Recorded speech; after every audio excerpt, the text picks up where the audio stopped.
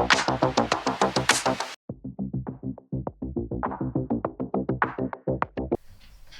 dear viewer, to your favorite show, the main sCave that is hosted here at the TCG TV. That's the Chosen Generation Television for those ones who like it. And it is aired every Friday, and we tackle matters men. So here today, we are hosted by our partners, Sugar and Crust, that is located within the Rubis petrol station here at Kihunguro, opposite Nairobi Baptist Church. And so today we continue with our previous topic that we've been handling, men and wealth, which is an important topic that everybody wants to hear about it. Every man, every boy, every human being, and the society is affected by all this. So I am here with my co-host. So hi viewers, and thank you for joining us this evening. I'm glad to have you, Meya, on set. And actually what you said makes a lot of sense. Every man needs to have this conversation because at the end of the day, wealth forms an important part of every man's life. So I'm eager to have this conversation, and I'm glad that you're having it. You're welcome so much, and we continue having this conversation. We are going to tackle everything that is affecting men, especially on this topic that every man wants to hear about it. So if this is your first time to join us on this show, then please tap that subscribe bell. If you've been following us, then it's your time for you to comment, to like, and even to share to your network so that everybody can get to benefit on this program that is very important to our society today. So today we continue with our conversation. We had picked from last time where we had mentioned many issues, many myths revolving around wealth, what perceptions many people have had about wealth, where many people thought wealth is all about money, and maybe you can just pick it up from there a little. The perception where people used to think money, when you have money, then you are a wealthy person. Maybe we just want to decipher a little bit, even as we get into the details of today. Awesome. Thank you, Meya. So last time we started a conversation around money and wealth. Yes. And one of the things that we're trying to actually decipher was the perception that wealth equates money. And we said that at times it's because of the cultural background probably we've come from. And the truth of the matter is there's money and there's wealth. And we said that wealth is accumulation of, it is a process, it's a gradual process of making wealth. Money, you can have money today and you don't have money tomorrow. So the conversation around wealth goes beyond what you call, it is a protracted process of wealth creation. And we also said that the problem we have in our society today is that most men look at wealth from a point of get rich quick. And I think that's a good place to start this conversation today. Because we're saying if wealth is a gradual process, then it means it calls for patience, number one. It also calls for you to actually be willing to do the work. And so I think from this conversation, I should take now that truth where we now ask ourselves, then why do you have a situation where most men find it really hard to have this conversation around wealth? And for me, it's because, okay, well, we've been called a microwave generation, where we just want to press and receive. And when you talk about wealth, then you need to now move away from that conversation. And so, Meya, this conversation today will be interesting because I want to ask you something. Have you noticed that, especially in our vernacular stations, there's always this betting conversation going on? Not actually just vernacular. Actually, currently I can confidently say almost every radio station, every TV station has something to do with betting and gambling. And now that is the get rich quick fix that you're talking about. And it has been picked up by generations, so much so that nowadays people assume that it is actually a matter of just betting and becoming wealthy. Yes.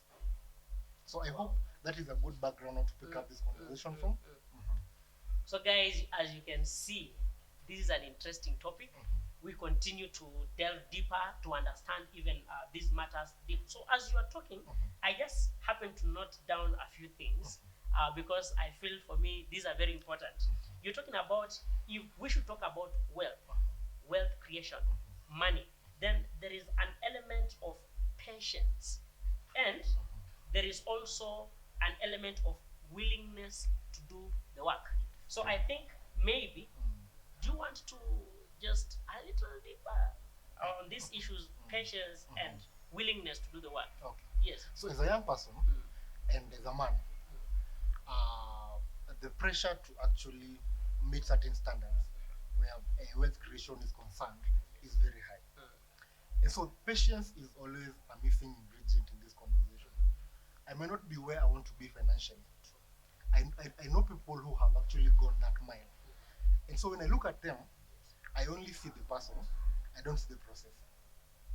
It is very easy for me to get lost in the thought of where that person is, so much so that I forget to look at the process. And so patience for me is an important ingredient in this conversation, because now it takes us back to the aspect of work. You see, we are in a generation where work for us has become it is too automated. Unlike previous generations where they knew that you need to go to work probably from 8 to 5. It is easy for me to actually make the money someone makes from 8 to 5 in 1 hour. And so patience for us is a big problem, because you sit down with a Gen Z and they tell you, if I stand before a live stream today on TikTok and I ask people to tap, they probably make more money than an accountant who sits in an office the whole day. So how do you then tell these people about patience? And so it is very easy for this generation to lose the conversation around making wealth as a process.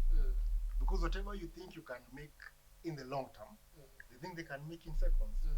So I tend to believe, and this is a personal thought, that wealth creation in the modern society might need a redefinition.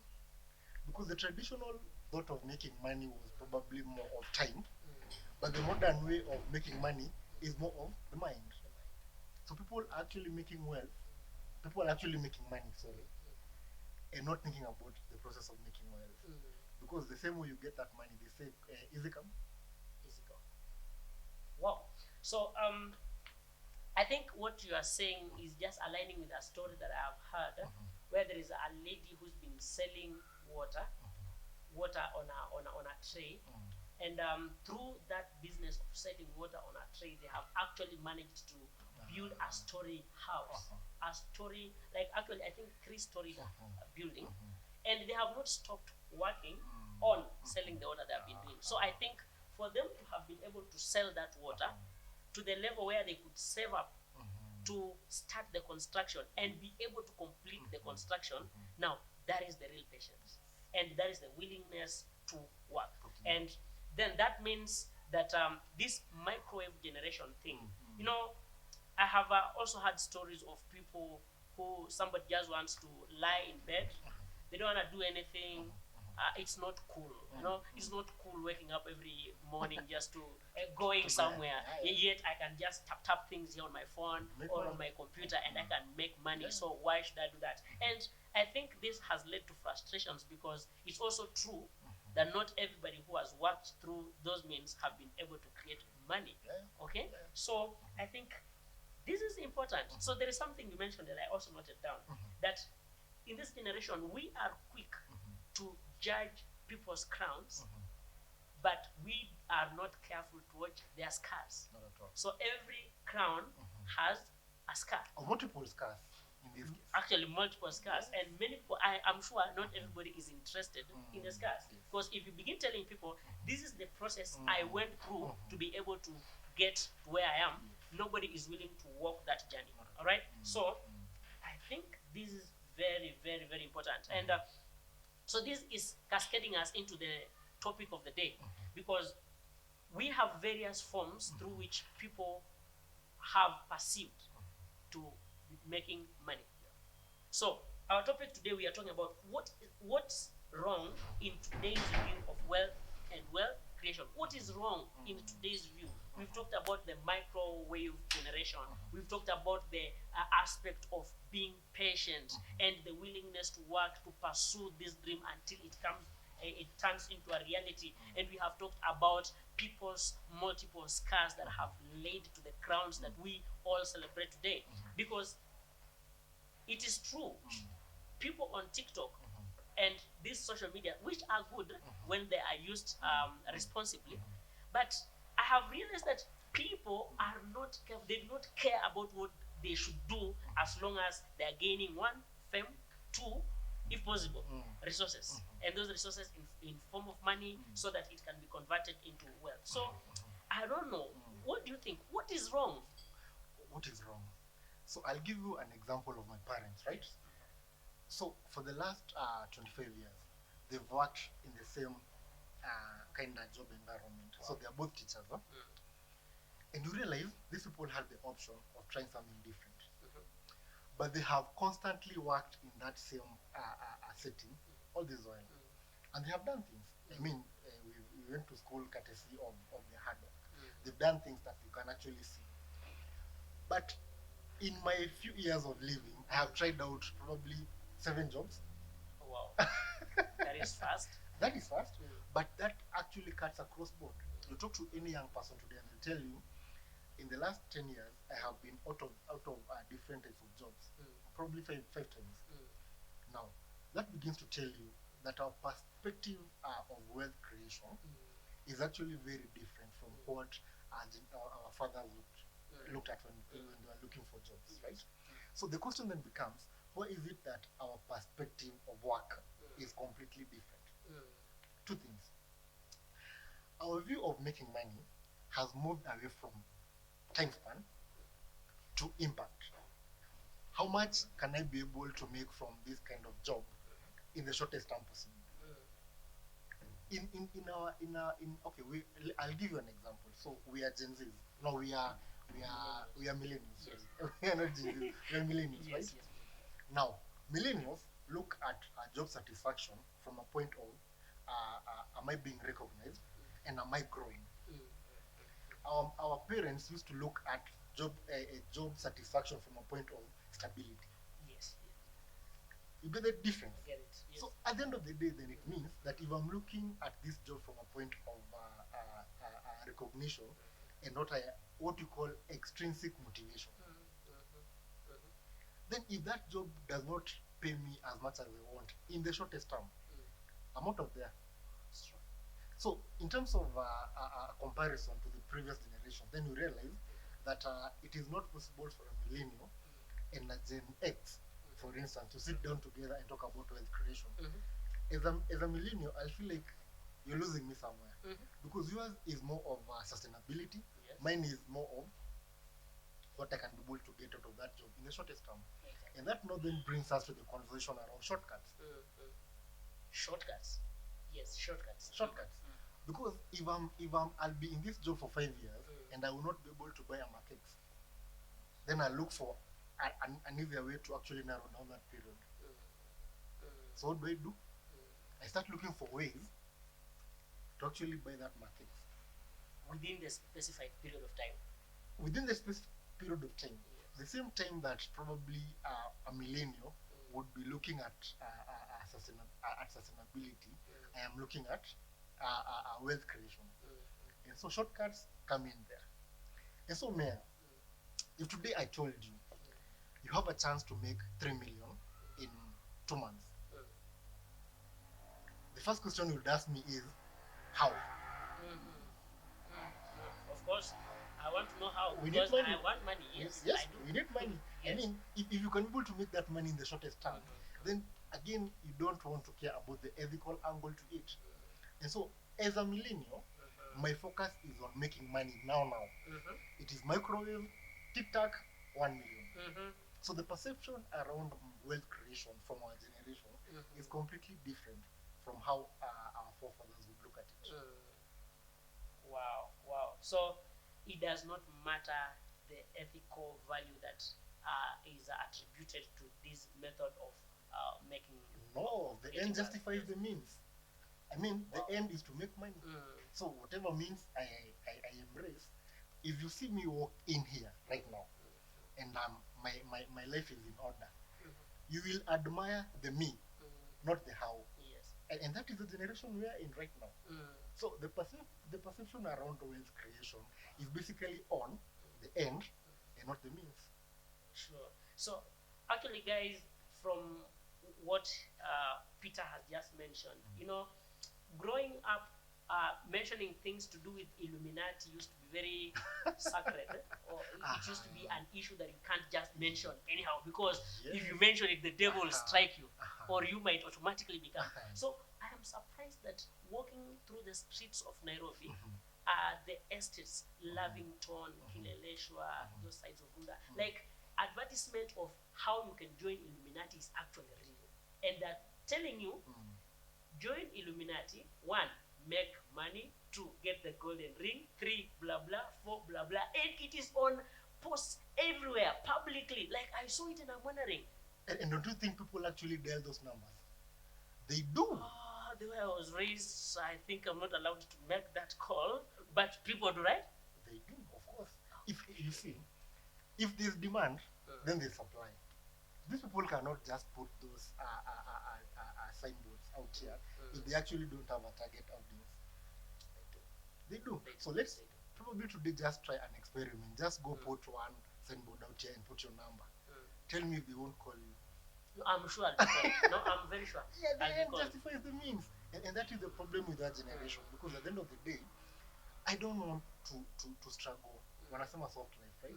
I don't want to, if I can get soft life by whatever means, wanasemanga by hook or crook, if I can be able to get that soft life however way. By hook or crook?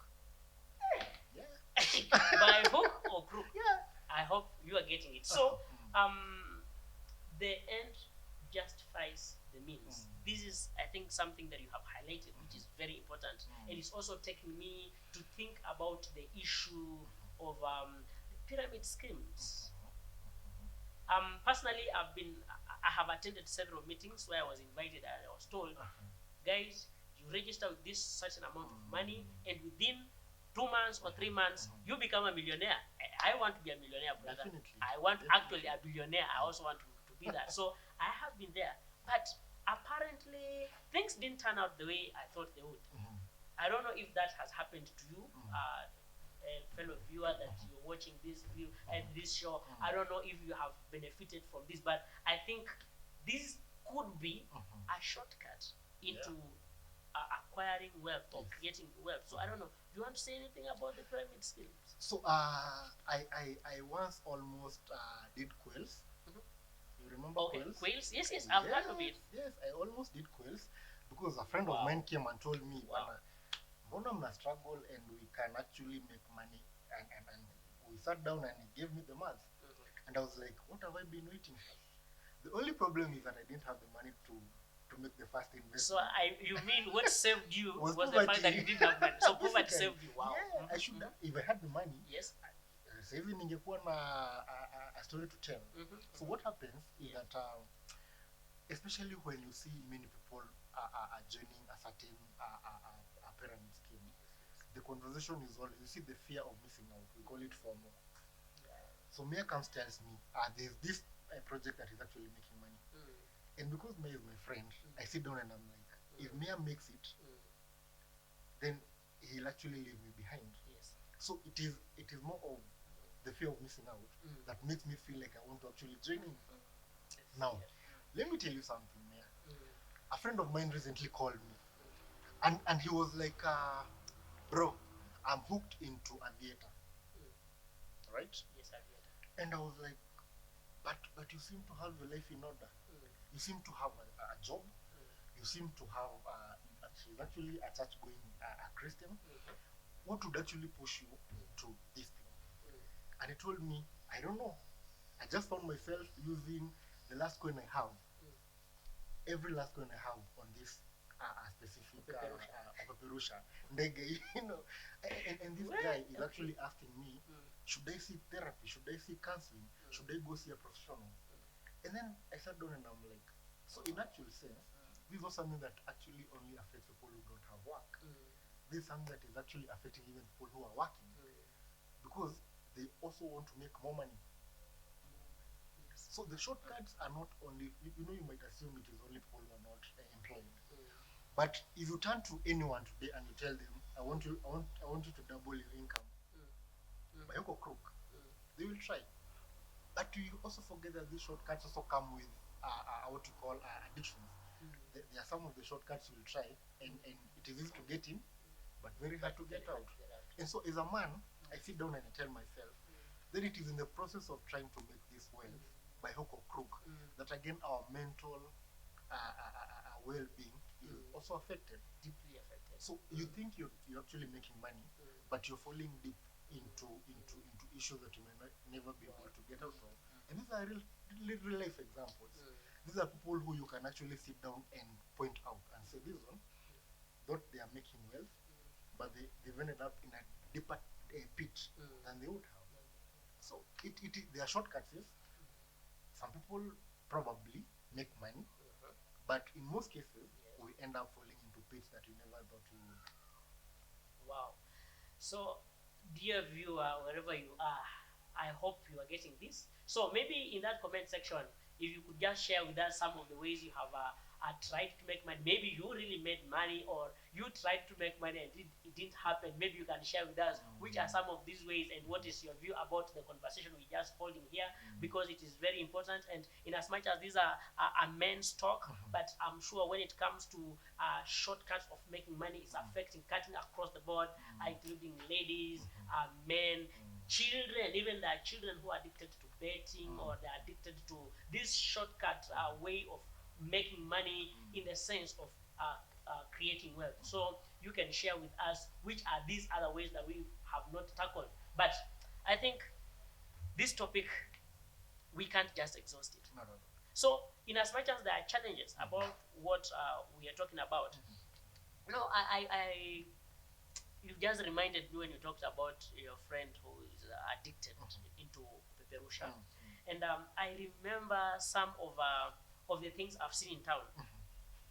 There is this mchezo wa kadi, and it is well choreographed to the extent that anytime you try the first time, you win. Definitely. You try second time, you win. Definitely. You try the third time with little money, you win. Now you decide to double everything, bring everything that you had even in your gala, put it together. And that is when the moment you place it, it's gone. Now, What's that? I once worked in a casino.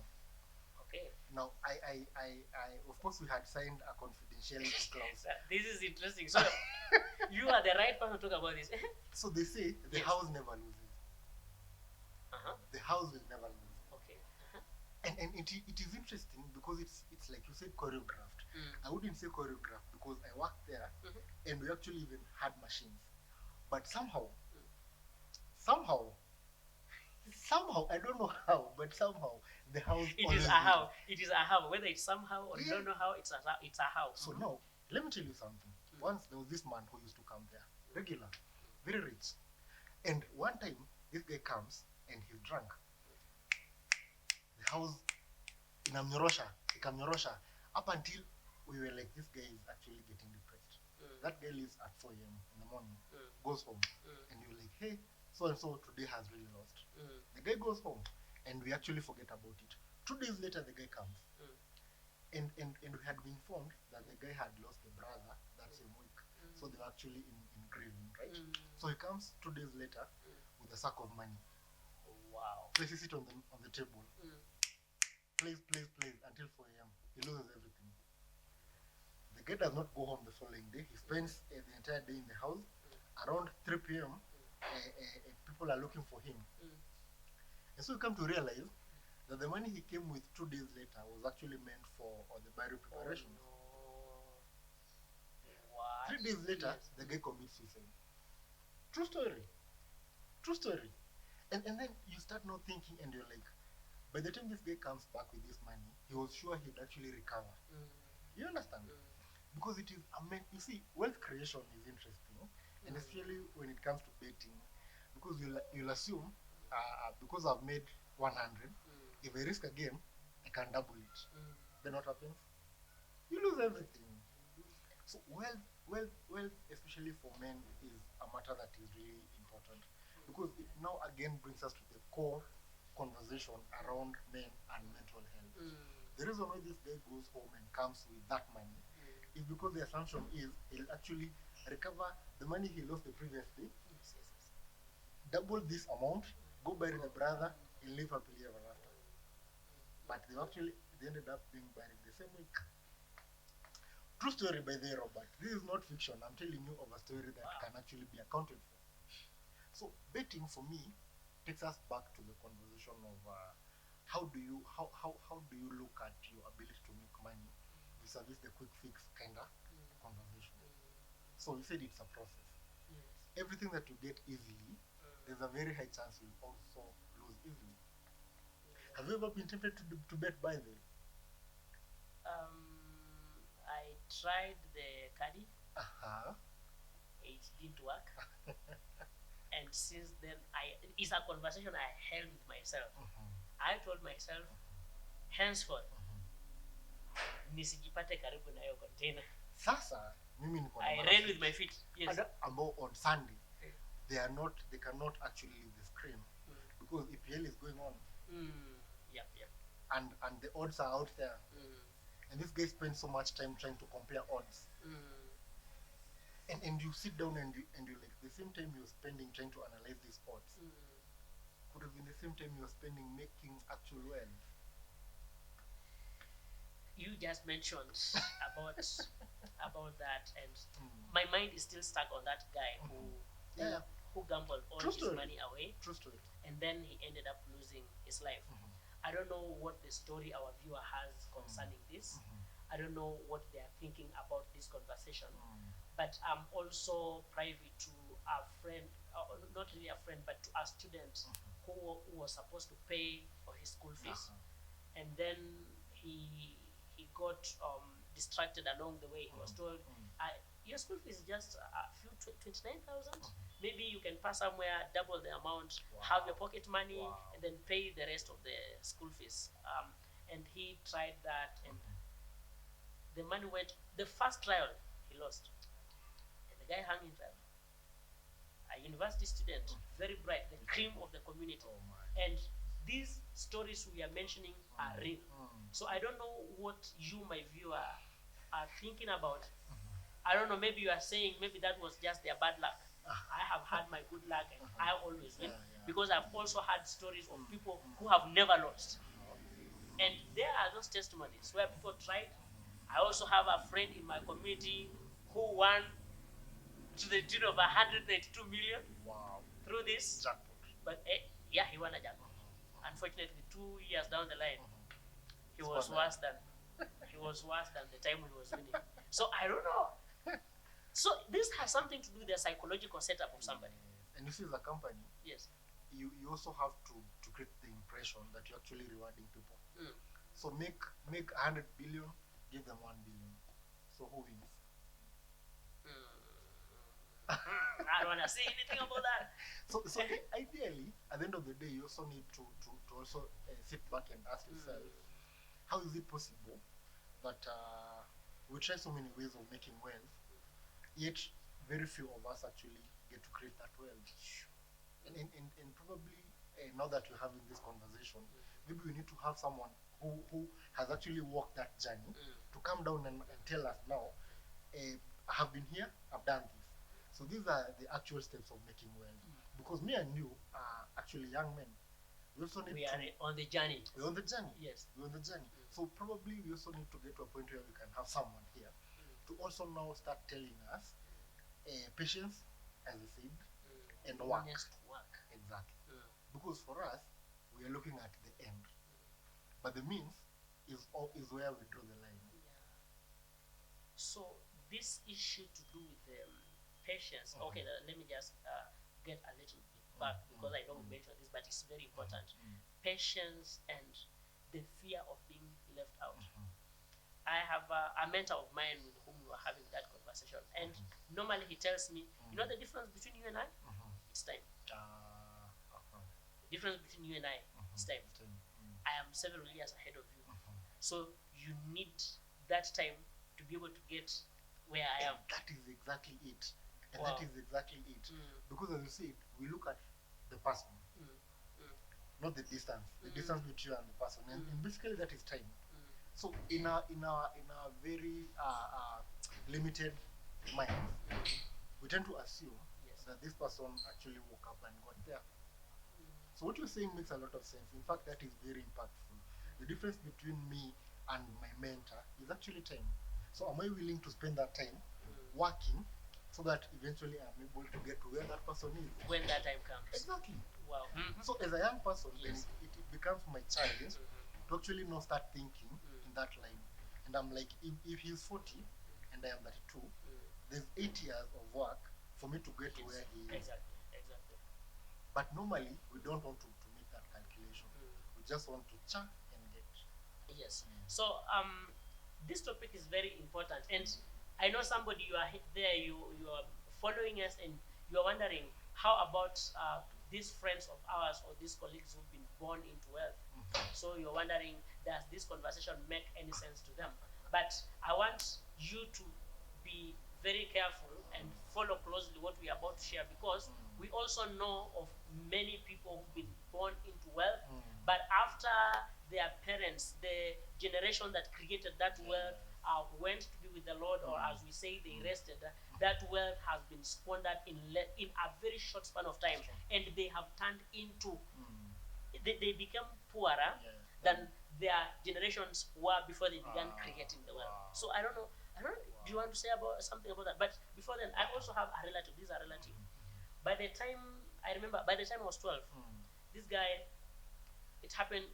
There happened to be a court case that was revolving some members of his family, and somebody, of course, they had wronged the other party, and this party is like, now this case must be settled in court, and now they go to court, and everything is happening, and now the hearing day, and now during the time when hearing is to begin, this relative of mine walks into the courtroom, and guess what happens? The magistrate stands up and goes to shake their hand. And your guess is as good as mine. That was the end of the case. So, yes, the complainant had nothing to say, because the defendant had the magistrate as their friend. And not just friends, because this guy actually was wealthy. This guy had thousands and thousands of acres of land in which he was doing serious farming, sugarcane farming. During those days, sugarcane was the thing. The man was wealthy. The man was living in a story house.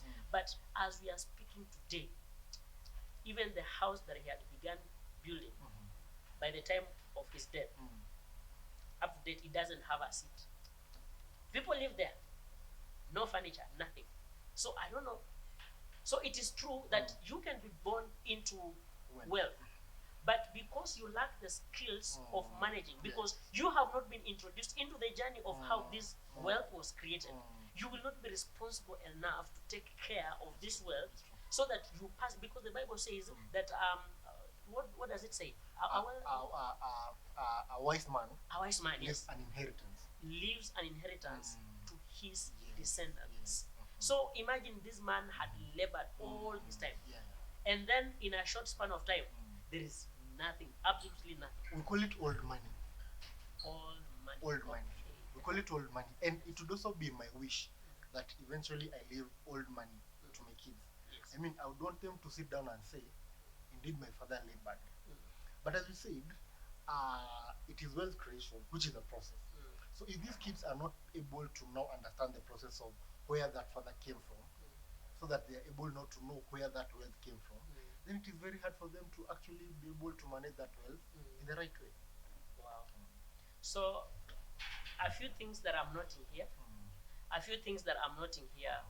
are one, that the challenge we have in this generation when it comes to creating wealth, it is the ability to wait patiently. Wait patiently, and two, be willing to work your way up. And another thing is about being careful to learn about the scars before we celebrate the crowns. Many people are fascinated with the crown, and we just want the crown.